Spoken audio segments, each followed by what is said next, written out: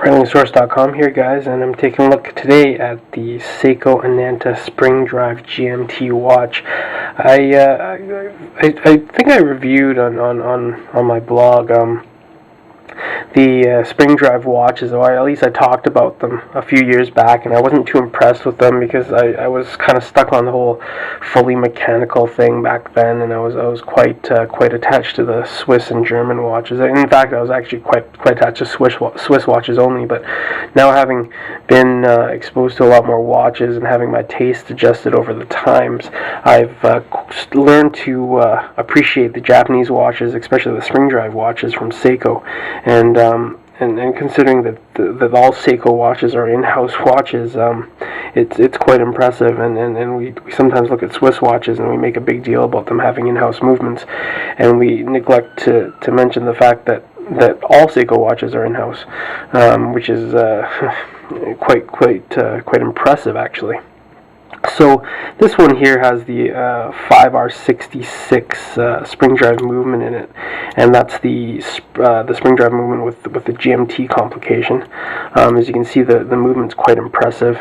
They've finished the movement on this watch better than any other watch I've seen in the $4,000 price range. I think these retail for about $4,300, and that's pretty impressive to me. The circular grating is so fine, and the rotor has a bit of a gunmetal finish to it, which is really cool. I really like the way the movement looks, and I like the way the rotor looks, and it's neat watching it move because it doesn't have the same type of escapement that you normally see in watches. This one just keeps spinning, and it has a system in it that works a magnetic brake, which controls the speed of it, and they're accurate to approximately 1 second a day, which is very cool. And of course, this is the trademark feature of the spring drive, which is the completely smooth second hand, which you don't see on any other kind of movement. As with all Swiss watch and all mechanical watch movements, the second hand moves about 4 to 6 times a second, so it has a bit of a stutter to it, whereas with the spring drive there's no stutter. It is completely smooth, and that is very cool. The crown on this guy, it's actually quite a nice crown. I quite like the crown on it. Maybe I'll just talk about the case a little bit. It's got a two-tone brushed and polished finish here. I'm getting my fingerprints all over it. But it's polished here, and it's the design is oops, I'm off screen. Design is inspired by the Japanese katana sword. And you can kind of see that it's got a very unique look to it that doesn't mimic any of the Swiss brands out there. It has a distinctively Japanese look to it, which I really like. Up here we have a combination of polished DLC and brushed DLC finish on the round portion of the case, which is kind of neat too. So there's a lot of combinations here, nice crisp lines, very nice machine work here. These are not cheaply made watches, and definitely in the class of or above Swiss watches in the same price range. The dial work and the case work here are very, very good. They're top-notch pieces here. What I liked about the indexes, and the power reserve marker there, is if you look under a loop, you'll see that there's a very fine-grained finish on it, which allows it to have a sort of an iridescent look in particular lights and in angles.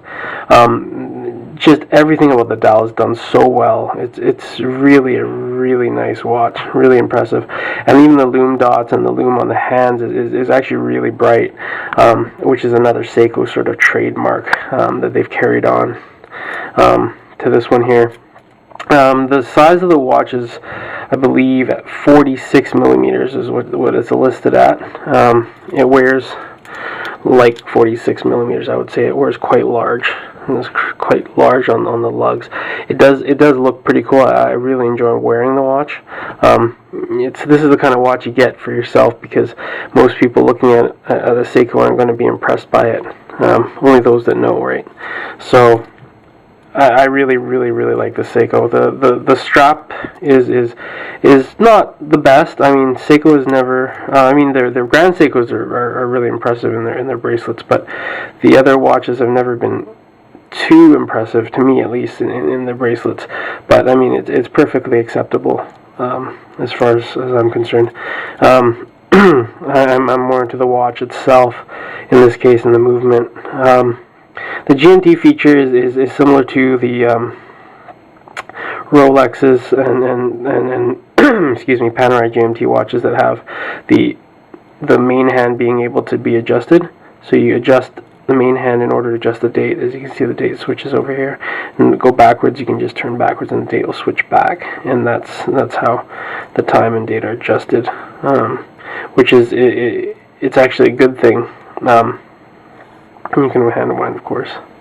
It's a good thing to have that feature for the GMT as opposed to one that turns the GMT hand, because the local time is what you're going to be changing the most when you're traveling, right? And the GMT can be set to home time. So that's kind of a nice feature there. And I think they did a great job overall.